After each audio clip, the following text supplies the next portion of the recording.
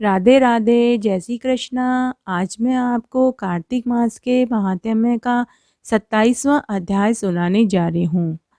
26वें अध्याय में मैंने आपको सुनाया था कि राजा चोल और ब्राह्मण विष्णुदास दोनों में ही एक तरह से होड़ लग जाती है कि कौन भगवान विष्णु को प्रसन्न करता है।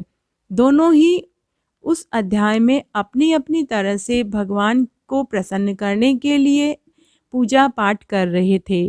राजा चोल विष्णु यज्ञ करवा रहे थे, ब्राह्मणों को दक्षिणा दे रहे थे, और दूसरी तरफ ब्राह्मण विष्णुदास पूजा पाठ, कार्तिक मास के व्रत, माघ मास के व्रत और एकादशियों के व्रत कर रहा था। साथ ही वह विष्णु मंत्र का 12 अक्षर मंत्र का जाप भी कर रहा था। ओम नमो भगवते वासुदेवाय मंत्र का जाप कर रहा था।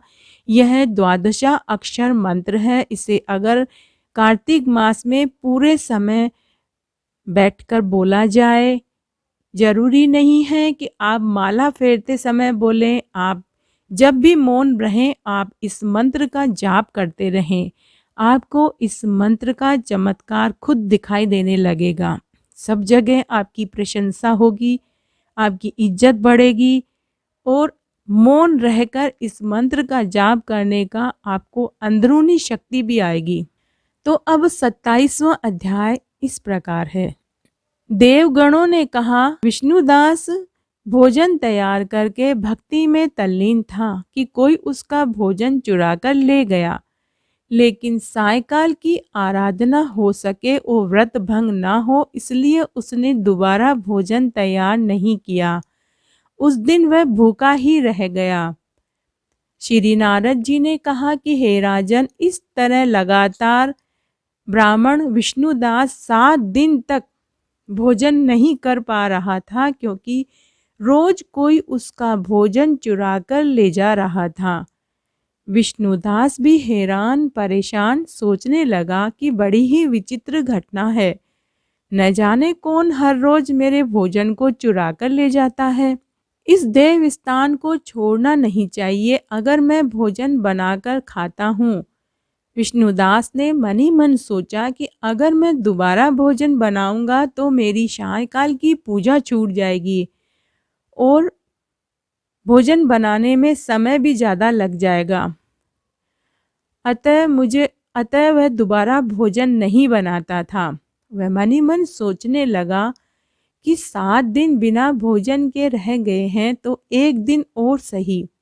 अगले दिन फिर उसने भोजन बनाया और उसने मन ही मन सोचा कि आज मैं भली भांति अपने भोजन की रक्षा करूंगा और देखूंगा कि हर रोज मेरा भोजन चुराकर कौन ले जाता है। ऐसा सोचकर विष्णुदास भोजन तैयार करके भोजन के पास ही छिपकर बैठ गया। थोड़ी देर के बाद उसने देखा कि वहां एक चांडाल आया, जिसका शरीर बहुत दुर्बल था। उसके शरीर पर केवल चमड़ी ही चमड़ी दिखाई देती थी।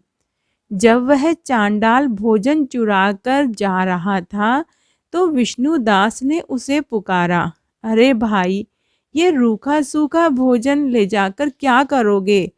घी भी ले जाओ, साथ में दूध और दही भी ले जाओ। ऐसा कहकर वह श्रेष्ठ ब्राह्मण आगे को बढ़ा। विष्णुदास को अपनी ओर आता हुआ देखकर वह चांडाल तेजी से दौड़ने लगा। वह चांडाल ब्राह्मण से डर गया, लेकिन दुर्बलता के कारण दौड़ न सका और वह भूमि पर गिरकर मूर्छित हो गया।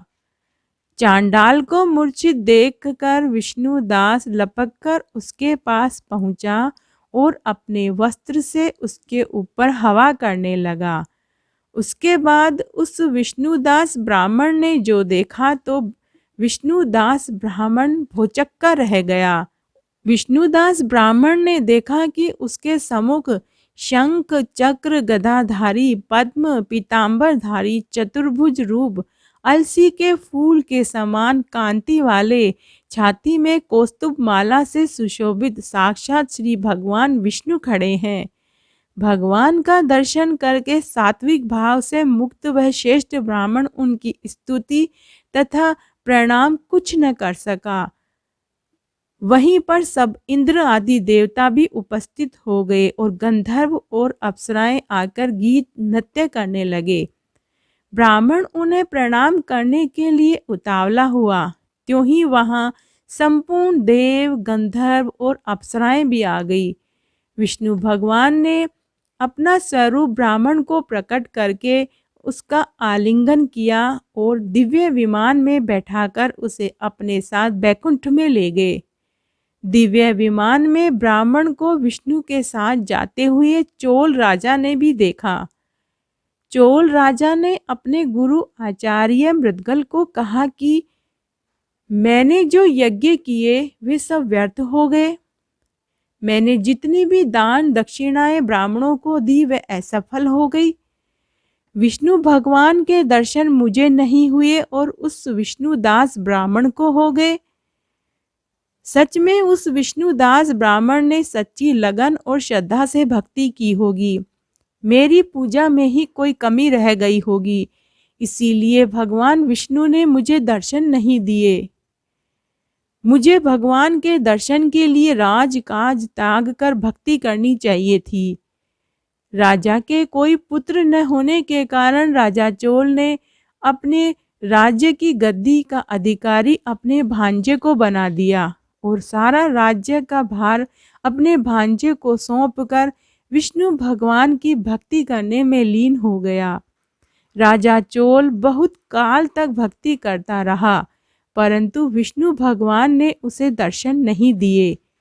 तब एक दिन राजा चोल अग्नि में कूद पड़ा। अग्नि में प्रकट होकर भगवान विष्णु ने राजा चोल को गोदी में उठा लिया और कहा कि मैं तेरे त्याग और भक्ति से बहुत प्रसन्न हूँ। उसको आलिंगन करके उसे दिव्य विमान में अपने साथ बैकुंठ में ले गए। विष्णु जी ने अपने समान रूप वाले ब्राह्मण को पुण्यशील और राजा चोल को सुशील नाम देकर दोनों को अपना द्वारपाल बनाया। तो आज मैंने आपको कार्तिक मास के महात्म्य का इतना सुंदर अध्याय सुनाया है। इसमें राजा चोल और ब्राह्मण विष्णु दास की कहानी है, जो सत्य घटना है, सत्य कहानी है। अगर आपको ये पसंद आए तो कमेंट बॉक्स में ओम नमो भगवते वासुदेवाय जरूर लिखें। धन्यवाद।